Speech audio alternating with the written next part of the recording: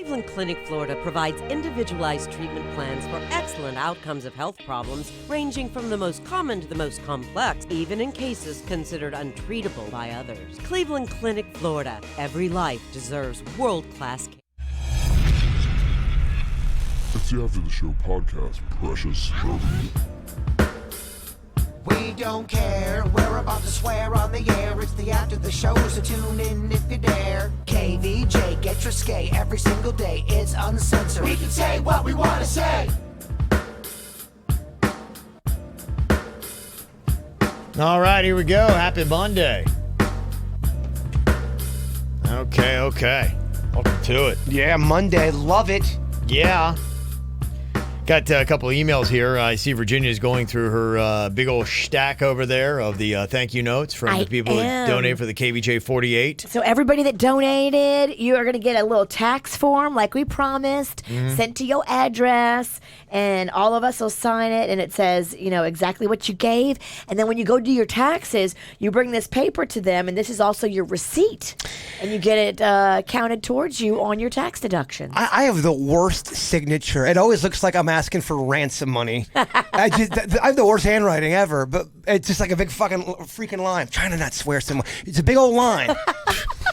Just pretend like you're on the real show. I can't. This is too relaxed, and it's nice. It's nice to just let the guard After down. 10 a.m., he's exhausted from trying to watch his mouth. He just can't do it anymore. He takes off his underpants and puts his hand. Yeah, just too comfortable. It's just nice to be. Isn't it nice to be free? We all want to be free. We all want to be free, baby. We all want to be free. You're right. I'm gonna act like we're on the air right now. I love it. There you go. That's it. Yeah, that's what's going on. And I think I saw a text just so that everybody kind of knows, because, we want to be completely transparent with everything. When we were raising the money, we were saying that. And we said, hey, we want you guys to walk through this with us. Because, I know that especially as we were talking about what had happened in Puerto Rico, one of the big headlines that we just kept seeing was all these supplies that went over there and didn't get used and whatnot. And we said, okay, well, that was the first thing when this all came up. I said, we got to make sure that, this is going over there. It's being put to use, and every penny that we've invested into this, that people have, in a sense, like you'd said, Virginia, we're stewards of this money. It's our responsibility to make sure that this is used for what we said it was going to be used for. And we haven't used a penny yet. Right. Not even a penny of the money has been touched yet. What we're doing this week is we're going to go over to the Bahamas. My passport came in the mail on Saturday, so I'm like, yay, I can go. They were going to go anyway without me, but now I can go. So the people from Little Smiles are going to go meet with the Parliament representative that handles the West End area of the Bahamas. Her name is Pakisha. Okay. We're going to sit down with her and find out, because they came out to assess in West End the school and their little hospital. They call it a hospital, but it's more like a little clinic. Okay. But so the Any government. word on what they had to say about that? No, I don't know what their assessment went, how it went, but that's why we're going to meet with her to figure out, okay, what was your assessment? What is the government going to do? And then where are there gaps? Where can we help with the school and with the clinic? Because if you rebuild the school and you rebuild the clinic, then you help everybody in the community. Yeah. Especially the poorest people. Yes. They can't afford to rebuild anything. Those things need to be rebuilt so people can come back and start putting their lives together. And I know even transportation, there's a couple of different ways you can go. One of the modes of transportation costs some money, which would eat into the supplies. Another one was going to be a lot less expensive. So those are the decisions you got to make, too, about then getting the supplies over there and saying, we at the end of it don't want to wind up looking back and saying we spent half the money trying to get the supplies there. Exactly. So this week I put you on the text thread so you can see everything going back and forth and just how much the flights cost. And late last week we got Toll Brothers. You know who Toll Brothers is? They make chocolate chip cookies. No, that's Toll House. Oh, okay. Oh, gosh. You really use one of those, as you were. They donated a massive shipping container, and we're going to be able to fill this shipping container with whatever building materials we get and then bring it over on a barge that's also hopefully going to be donated.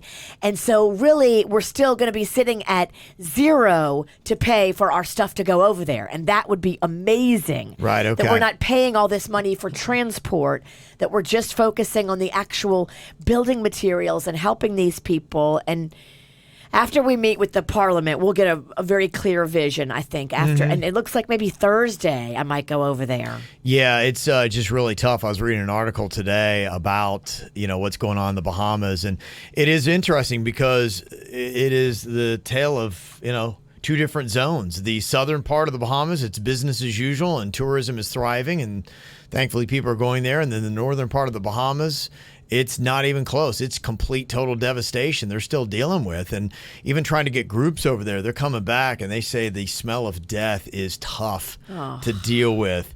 The death toll's at 52, but there's 1,300 people still missing 2 weeks after the hurricane. And that's a big part of it. They say it's taking just seconds. People get right off the boat or plane or whatever. And they're like, okay, wow. It is a different animal. The smell that is over there is terrible. It's not only that, too. You got mold that is starting to thrive with that. So that's part of the issue. They say that 2 weeks afterwards, entire neighborhoods, East Grand Bahamas still looks like a war zone there. They say police officers can't even bear to go back and see it. They don't want to go there. It's too hard for them to see because it's their own people, the police who are there. So, we're sending over people here from Florida. One nurse who's volunteering over there in East Grand Bahama said, they think there will be a lot of bodies, so we're preparing for everything. So they've got a medical team that is over there, and lots of people are over there, servicemen and women, all that kind of stuff. But, it's tough. They're trying to plow through it, and they've got cadaver dogs and things of the such trying to do it. They're clearing off transportation paths, roadways, and things like that to get all this stuff through. And somebody in the chat room, Stacy, had said, my boss and crew, they went over there a few times already, and what they really need are like pop-up tents for shade. Yeah. Mm-hmm. A lot of those tents are being shipped over. Yeah, our friend, the Mastriani Family Foundation, they got a bunch of tents. Yes. And just brought them. They have set up whole entire little tent villages and triage and all kinds of stuff. The pictures are just unbelievable. Mm-hmm. So, just to let you know, that's kind of where we are with everything, and we're moving forward, and we'll hopefully have, some really good updates here pretty quick. Yeah, hopefully I'm over there this week and getting a clear vision of how we can make this money work the best for us and not spend a bunch on transportation or silliness, and get as much as we can donated so it's actual helping money. Mm-hmm. It's $200,000. It's a lot to us, but it'll be a blip on the screen, as far as being able to rebuild a school and a hospital. Right. It's when you think about it in those terms, it's not a massive amount of money for what they're going to need. Mm-hmm. So that's where we are with it. We'll continue to give you updates so you know exactly what was going on with your money. You had mentioned something about Toll House earlier. Mm-hmm. Fat Kevin, if I don't mind, can I grab your ear for a second? Mm-hmm. Did you like the kind where you could get them in that tube and then you cook them in the oven and you can almost kind of, the soft batch kind? You could buy the soft batch in the package already made, but you could make your own soft batch. Yeah. Mm-hmm. What did you prefer? What I did, in fact, I was renowned for this. I made my own chocolate chip cookies. And I think the reason why I would do them from scratch is because I was more justified to eat a lot more of the cookie dough, and I love cookie dough. And so I remember as Fat Kev was making these chewy chocolate chip cookies, about half of the cookie dough batter was gone by the time I was done ready to actually cook them in the oven. I had nothing left to cook. So I'm showing to the camera. Remember, it had like that sleeve. They still have that. Yeah. I like when you make them and they are almost like half cooked. They're warm, but they're gooey in the middle. That was my secret. Was undercooked cookies. I would way undercook them, and they would come out, and they would be they would just be a little light brown and just a little crisp, but they weren't like, because I hated, and I think during the KVJ 48, I heard you guys talking about Chips Ahoy. Yeah. I hated Chips Ahoy. Me too. I did not like them because they're like too much. They were crunchy. And I didn't Yeah. like crunchy cookies. I love soft batch, chewy, just almost melt in your mouth kind of cookie. And that's how I made mine. The ones that are already made, when you open them up, they are slightly chemically. They have it's the one in the sleeve where you have to make yourself. Those are the best. Gosh. All right, sorry. You said Someone went on a cookie rant. I know. you said Toll House. I said Toll Brothers. He said Toll House And after then he though. said I said they make yeah, it's my fault. It really is. I waited till the gotta serious blame me. stuff was over. Yeah. I want to be respectful. Yeah, which is not easy for him to do. It 'cause wasn't. When he wants to talk cookies, he wants to do it now. I really am. Everyone shut up. Cookie Monster. Doesn't matter if we're talking about the smell of death. Well, no, I didn't want to mix in a cookie. Yeah, I wanted to be respectful. I got an idea from Bridget and Chris. My wife and I, we are longtime listeners. I was the one who made the put them on the glass sign for you years ago. Oh, that was beautiful. I mean, what a run that was. Yeah. That was beautiful. We are from Joliet and moved here about 22 years ago. Okay, it's my wife's hometown. We used to get a lot of people putting their titties up on the glass, man. Yeah, that was kind of our thing there for a while. We had the studio glass window, too. I remember somebody came by one day and just put them on the glass for us. No, Kev, it happened more than once. No, it happened a lot. It happened a lot. Well, we were right there. We were ground level with that big picture window. And so people could literally walk right up and see us. And so they would put them on the glass. And that was the same year we had someone brought that plexiglass out at Sunfest, and people were putting their titties on the glass at the bars. They're like, put them on the glass, and everyone's showing off their tits. Wow. It was mobile put them on the glass, which we It never was. expected, but it was beautiful. I mean, a lot of people were into it. Now, if you want to put them on the glass here at this building, you got to rappel. You got to scale, and that's effort. That's a lot of effort. He said, I was wondering if there was a way to get some of the local breweries to form a collaboration and produce a special beer for Bahamas brew and have the proceeds go to relief efforts. My friend and I were at Matthews the other day, and we're just kind of throwing ideas out there. Maybe this could work. Keep doing all the awesome, amazing work, and definitely need to give thanks to South Florida for stepping up the way that they've been proud to be here. You know what? That's a great idea. It is a really good idea. I'll go to the fact I'm wearing my Matthews Brewing shirt right now. I could go and talk to David and talk to Due South and maybe Funky Buddha and see if they would be willing to. I know a lot of times breweries like to do those collaborations. Yeah. That could be something. That's a great idea. Yeah, I will go around. I'll do the tough work. I'll visit all these breweries myself. I'll have to have a beer, of course, while I'm Well, there. yes, and probably buy a growler or two. Yeah, Beer or 12. yes. So I will be the one to go out and do all this myself. Some of the best ideas happen when you're drinking.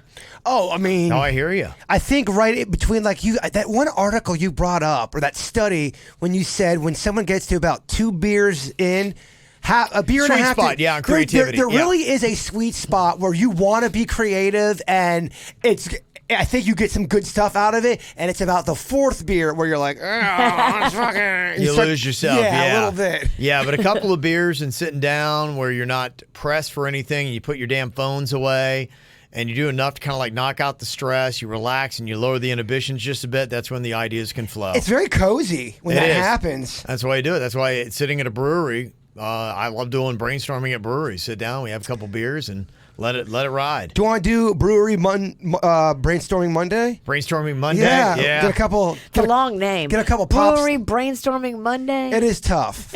We won't. That'll can be it. our first thing. We'll brainstorm a better name for the day. Let me know if you want to get creative, my friend. Let's sit down and work on that. Thank you very much. Love that idea.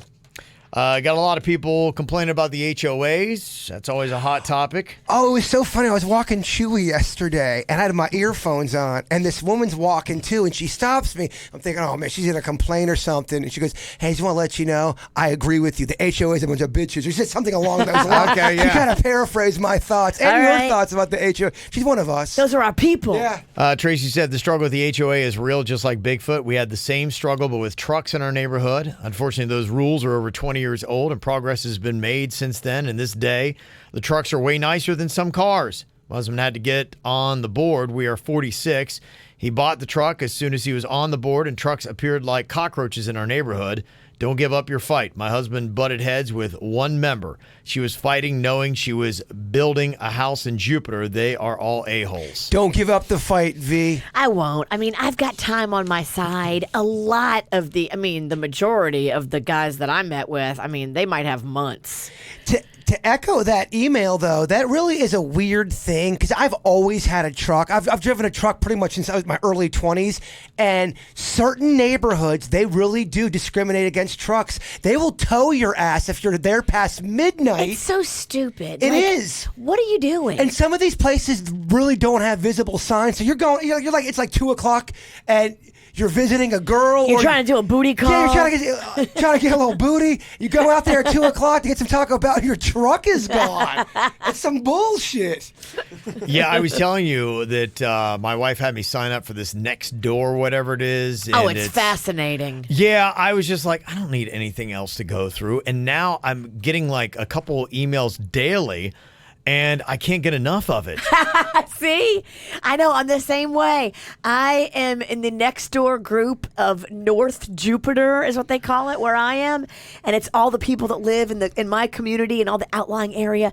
There's so much drama and so much interesting stuff on there. I had no idea, and this is all like in my neighborhood that is going on here. Apparently, the community has hired a duck trapper and keeps taking the mama ducks and their babies, and people are losing their shit over this. And this is the big fight. And now they're trying to get a hold of the one woman that had called the original trapper, and she's out of the country. Oh, Lord. Oh, and it's now people are calling the police on the duck trapper. Oh, the police wow. like going, we really don't want to intervene with a duck trapper. And like we got things that are going, but people are so beside themselves because I see them. There are mama ducks and the little babies, and they cross the street. And we're like, oh, that's so cute. And they go in front of your car, and you just love it. And this is like a Disney movie where you got the Cruella de Vil coming and taking away the mama ducks and the babies, and people are losing their marbles. Like there's like 80 comments on here, and people are not taking this well. Like they are ready to burn down a house. Those ducks are pretty aggressive, man. They will come after your ass. These are the prettier ducks, I think. And not barnacle nose? Yeah, not those, whatever you call those ducks. Alcoholic ducks. Yeah, oddly enough, and I think that's what somebody had said in one of the comments. Like, we take the ugly ducks, we don't want these are the pretty ducks. Take the ugly ducks. It's just sad that you got discrimination even in the duck world. It's all about looks, even when you're a duck. There's a pecking order. There's a barnacle. Yes. You know what I'm talking about, the barnacle nose. Oh, I do.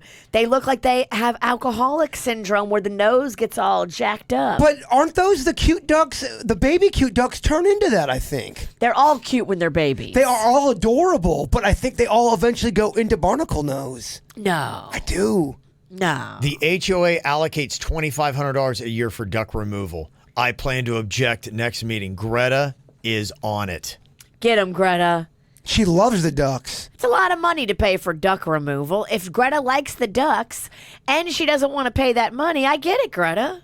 Yeah, I did not even know that I had no idea we were ever paying to remove these ducks. I always just thought. Well, there's so many of them. They're doing a shitty job. I can tell you that, at least by my area. Well, I guess that's maybe why they had to do it, is maybe there was an overpopulation of ducks, and so they had to get them in here, and now they're taking away the mamas and babies, and people are losing it. It's kind of neat to see. There's usually, I would say, a new duck family roaming about my parts once every 2 months, and you see them from baby ducks grow into teenagers. They get a little angsty, and they go into barnacle. This is Sandalwood. The fight's happening in Sandalwood. That's where I live. Yeah. Shit, don't say that.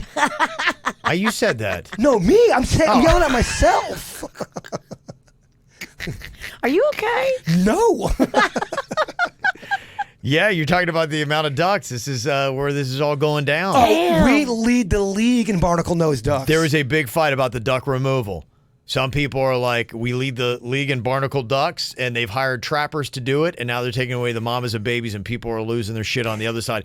And the next HOA meeting, there's going to be a massive throwdown. I love it. You might want to get some pops. I'm going. Sit down, bring the popcorn, because this is going to be an epic fight. This is it. We need to just start going around to HOA fights and recording this action. Oh, I love it. Get a little White Claw in you and go in there and start yelling. People are asking. I can figure out. They're saying, when is the next meeting for Sandalwood Lakes? I got to figure this out, because this is going to be a fight. Okay. Look, I don't need no White Claw to go against the HOA. Gosh, this is great. We could start doing the most epic throwdowns at HOA meetings. Well, I mean, that's in my backyard right there. I have a duck in this fight. You do have a duck in this fight. Yeah, so we got people that are annoyed with the ducks that are saying keep the trappers, and other people are saying baby ducks, how dare you? For me, I mean, they can be a bit in your face, but they don't bother me. How do we know what this trapper's doing once he's got him, too? That's what they're saying. They feel like it's traumatizing for the baby ducks. Where are they going? I think they're trying to say, no, we're just relocating them to someplace where there are a lot of hunters. The ducks...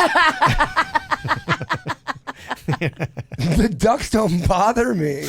Death Lake. They bring them right to... And then that's probably the racket they're paying these hunters to come in. It's duck heaven here.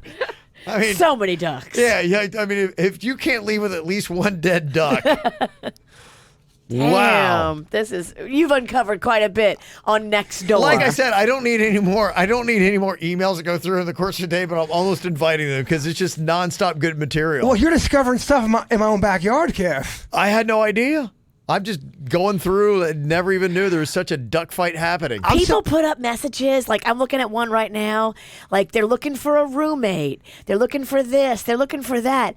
And it's just frightening because I'm thinking, man, everybody's reading this. Is this really how you want to find a roommate?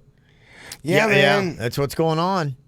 I mean, I'm surprised there's not a threat about the aggressive squirrel problem we have. I mean, we've stay got on it. You need to gangs of squirrels. I'm going to Kev. get you on Nextdoor because I think you'll actually want to start a couple threads. And I don't want the removal of any animal. I'm just saying we got an aggressive squirrel problem. And these son of a bitches, they do. You and I will push-ups. be on the exact same thing because I can see your comments and we can just start, we can start firing it up in there next door. Virginia, Because it's our community. I swear to you, these squirrels, it's like they're exposing their peen on purpose with an attitude almost like, look at my dick. Like, that's how these squirrels are. It's bizarre. It's hot. It's actually kind of alarming. Me and Chewy just trying to take a peaceful walk. Wow. Okay. Some good stuff. Glad you brought that up. Yeah. It's like I said, I was like, oh my gosh, great. Now another thing I got to check through. I'm loving it. Nextdoor is entertaining as hell. Let me see. Got this one here. Somebody said, the pig board game. I've got 2 of these games. I always loved pigs, so every single occasion everybody would get me pig stuff. I think the game Jaber was speaking of on Friday is called Pass the Pigs. Denny's actually figured out what it was. It's older than Pass the Pig. It was some old shit. Denny's! What was the name of that pig game?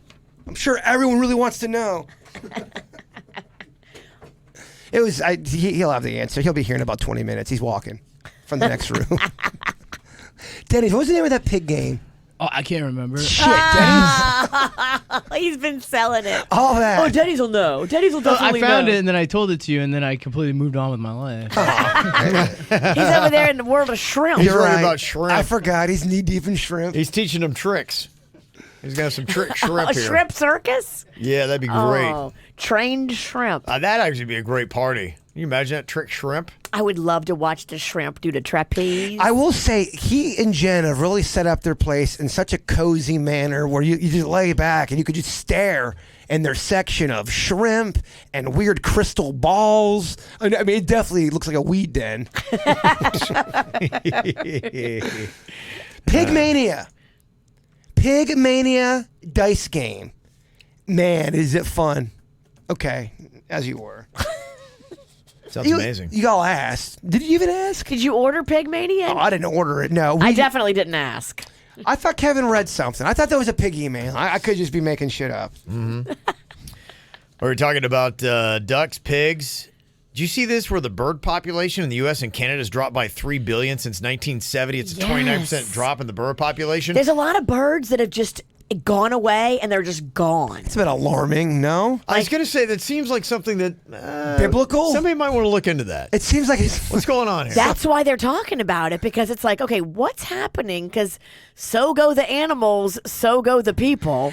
You should definitely be concerned if like all these different birds are dying. See, when I grew up, my mom, we she was big into that whole end of the world stuff, and they were always just scaring the crap out of me because they want to make sure I was a good little Christian boy. So it was like, Jesus is coming back, and there's going to be this, all this that torment that's going to be happening. And if I were growing up now, oh my gosh, my mom would have real stuff. I'd be like Jaybird, how his mom was like, you'd have 2 like people here with like serious phobias of everything. You talk about all the stuff about religion when you were a kid, how it freaked you out. The thing that scared me as a kid, I found out, and maybe I'm wrong, but I thought this is how it was taught to me. Yeah. If you start to hear trumpets and horns coming from the sky, yes, right, that means it's all going down. Yes. And I remember being like 8 years old and I heard trumpets. I'm like, oh my God. Oh It's just a high school band practicing. Oh Yes. shit! No, it was. You're some, right. It was some dude practicing the trumpet right down the street, and it freaked the shit out of me. I thought it was all going down. Oh, I know. But that's the kind of shit that scares kids, it's man. terrible. Yeah, no, they had a movie I had to watch and everything. It was terrible. Oh, my you gosh. showed me that movie. That movie Horrifying. is horrifying, and it's done in such a 1978 way to make it that much creepier. They're marching people out to the guillotine and chopping their heads off. and people are disappearing. Yeah. Well, the good people were taken to heaven, and the people who weren't good were left here, and then they were being persecuted. It was terrible. What was that movie? Left Behind? It was a Left Behind series. I can't remember the exact name of it. It always escapes me. Did you ever see But it? they've got I clips never of it on watched YouTube. it, but I know what you're talking about. Oh my gosh! No thanks. It's definitely worth the watch if you're into that kind of stuff. Yeah. It's So- old and retro and creepy. oh my gosh! Now with birds disappearing, all that stuff, my mom would be like, "See." I would never ever even think to let my kids watch that though. It's just too much. It's Yeah, come on. I know, but my mom was just like, whatever it takes to save his soul. So we got to, put the fear of Jesus in him. Yeah, I remember my little sister was always scared to go into church because the one church we went to had the most horrific pictures of crucifixion and people stabbing and blood. We're like, oh my gosh, this is horrifying. Yeah, the Bible's a horrifying book. Yeah, the crucifixion. messed up stuff there. There's where I grew up going to church. They had the Stations of the Cross. So it was all around the whole entire church. Mm-hmm. There were little mini sculptures depicting what happened at Yes. each point of the crucifixion, and it was Yeah. like, oh my It was god. very graphic. You go to Jerusalem and they have that. You can go and they have on the Via della Rosa. They've got all the different stages. Of It's a all that lot stuff when that you're happened. 6. Yeah. It's a lot. It really is a lot because I mean you're freaked out because it's scary looking. Yeah. No, it's pretty crazy. Yeah, you're right. For younger kids, yeah, religion is you gotta watch exactly which stories from the Bible you share because there's a lot of them that are really messed up. Scary stuff. Yeah, it's not a PG rated book. No way. It's definitely an R rated book. Yeah, it can be very traumatizing. Let me see some other stuff that we got going on here today. A couple of interesting stories. One is a new study is out that found that it's better to hunt for an amazing parking spot than just grab the first one you see and walk. They say over the course of your life, you'll save more time by going for better spots. So apparently you save more time eventually in the course of your life by driving around trying to find that closer spot. Because, see, I'm one of those people, I just park, like, if I find a spot right at the end, I just park and walk. I'm like, I don't want to mess around with this. I do too. I like to get in quick and get out quick, and I can I'll use walk the walk. it. Yeah, and so, but they're saying those people who are sitting there driving around seemingly forever, and I don't know that I believe I don't that. agree but with that study. I agree, but that's what they're trying to say. They're trying to say that the people who actually drive around to find the closer spot over the course of their life wind up saving more time than the people who park in the back of the lot and walk. No, I do not agree with I'm that. gonna do it my way. Yeah, that's bullshit.org. Is that where you got that from? It feels like it, yeah. Probably where I got this story, too. Did you see where scientists now say the cure for the common cold is possible? I saw this. Yeah, they found a protein needed for the viruses that cause the common cold to spread inside your body, and they suggest getting rid of the protein would get rid of the virus. Brilliant. They say there's still a long way to find the cure for the common cold, but it's a big step in the right direction. They just got to figure out how to get rid of that protein, and the cold should just be a cure and gone. Did you know no cold is ever the same? Every cold you get a different virus. Did you know that? No. I did not. I'm like 90% sure on that. I thought every time you got a cold, it was different. You started so strong, and now you're questioning everything. Well, I thought that was common knowledge, and then you both were like, no. Now I'm second guessing myself. I thought that's what it was. I feel like a lot of times when I get sick, I have the same symptoms. I know it feels the same, but the strand that you have is different. I thought that's how a cold worked. Like how Kevin always gets it in his chest. Yes, I know it's the. I always get it in my head and my sinuses. I don't get like the coughing and the breathing issues. But Like that might be different than Kevin's bronch might be different than a common cold. You see what I'm saying? They might be two different issues. The cold, as Kevin was saying, that is different. It's different strands. 80% sure. just be quiet. 80% sure. Just leave him out. Yeah, I love it. It's going from 9 to 80. It's 80 By the end now. of the podcast, we'll be down to 10. Definitely more like we're at 70 right now. Don't worry. One of these Johnny-come-latelys in the chat room will say how wrong I am. It does say that the common cold can be caused by more than 200 different viruses. That I do see. Okay. Yeah. All right. But every cold is different, caused by a different virus. Maybe it's the flu. I don't know. Maybe I don't know. I got to stop reading the chat room because half those motherfuckers are wrong. Half of them are right. I'm going to get my flu shot on Wednesday. You want to go? Hell no. No? No. That sounds terrible. Flu shot? It keeps you from getting the flu. Can we just go get some shots together? Like Fireball? Yeah. It says here that after you're infected with a cold virus, you usually become immune to it, so it's unlikely it will reinfect you. Unfortunately, you're still vulnerable to the 200-plus other viruses floating around during any given year that could give you the cold. If I was a teacher, I'd give myself partial credit. I think it's total credit, yeah. So there you go. Typically, when you get a cold virus, but then, okay, wouldn't that mean that you would not have more than 200 colds in a lifetime?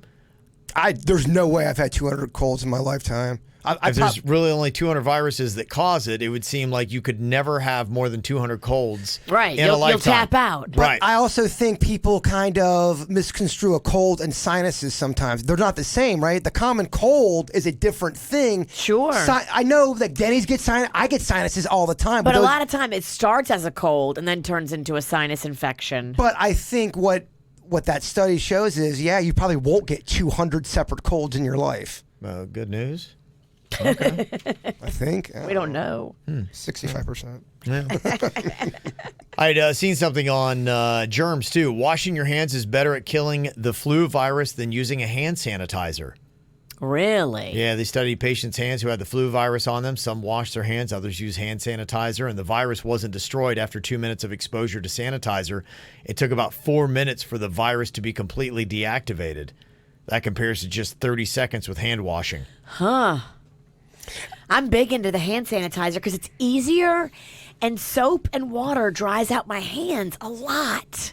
So I use the hand sanitizer, but now you're telling me it don't work as good. You need them Crypt Keeper hands. I think they're saying that that's like 4 minutes. You really need to rub your hands together with the sanitizer to 4 get minutes? I do 4 seconds. Yeah, I think that's 4 it. minutes? This is a bunch of bullshit, too. That's what they're saying. Yeah, So you got to really rub it around for at least 2 minutes, I think. Rub it around. And they're saying even the way sinks are constructed, especially at hospitals, is causing problems. They say that when they wash their sinks there, those shallow sinks can actually splash the bacteria coming off the hands around. Oh, my gosh. Yeah, you're always hearing about those viruses that somebody catches when they go to a hospital. Yep. They got to look at their sinks. I always hear people, so many people I know, they always get a staph infection somehow when they're in a hospital. Do you guys have people in your life that have had staph infection from the hospital? I've heard of it a lot. Thank God. I don't know anybody who's got I've one. known like 5 people that have had it. Oh, wait. I do know one person. All right. So you got a story too then. Is it that common? I don't know. That's a good question. Is it a good question? I don't know if that's well, good content. it's good to know if you're going to the hospital. Yeah. Yeah, true. No doubt. I don't think I've ever been admitted to the hospital for like an illness other than like when I gave birth. Oh, But that's not an illness. I have 3 or 4 times. I don't think I've had to stay. 3 times for me. Once, I almost died once. A story for another time. Kelly in Tampa said, you always talk about therapy, and it's great. I love that you're so open about it. Well, I have finally come to accept that I need to find a therapist, psychologist. I'm probably suffering from PPA, OCD, and regular crazy anxiety, and I'd love to get on some kind of medication to help. But I'm so completely lost. Where do you even start in finding one? Do you have to be referred by a regular doctor? Do you just Google therapist nearby? You can do both. Start with your health insurance carrier. Whoever you get your health insurance from, they have a list of providers, and you can see exactly who they work with because you definitely want to make it more affordable for yourself. If you go out of network, it's going to be more expensive. So start there. But if you do have a regular practitioner, ask them. Just say, hey, look, this is because they're going to know what insurance you're on. Let them know your symptoms, and they're going to give you a list of doctors, and you can. It's almost like dating, in my opinion. You sit down with somebody, and sometimes it may click, and then sometimes it may not. And don't get discouraged if it doesn't click. I'd say give somebody a few months to see how it goes, and go from there. Okay. All right. Did you see that one article about how one of the leading sources of guilt for adults is they feel like they are not patient enough, that they need to work on patience, and when they get impatient, that is one of the leading causes of their own personal guilt. I can see that. Yeah, I can see that too. When I lose my patience, I feel extraordinarily guilty after. Especially when I do it with the kids. I feel bad, but, sorry, kids. Mama, Stop pushing Mama's buttons. Mama wants to pull. But I do feel bad afterwards, especially if you're like, stop it! Blame the HOA. I just thought it was interesting that many adults all agreed on that. All right, well, you got something you want to add in? Got a therapy question. Of course, we're the doctors you want to go to. Yeah. Mail at kvjshow.com. MAIL at kvjshow.com. We'll give you a prescription for some White Claw. Dr. Feelgood. Yes, that's right. You guys enjoy your Monday. We'll talk to you later. Goodbye.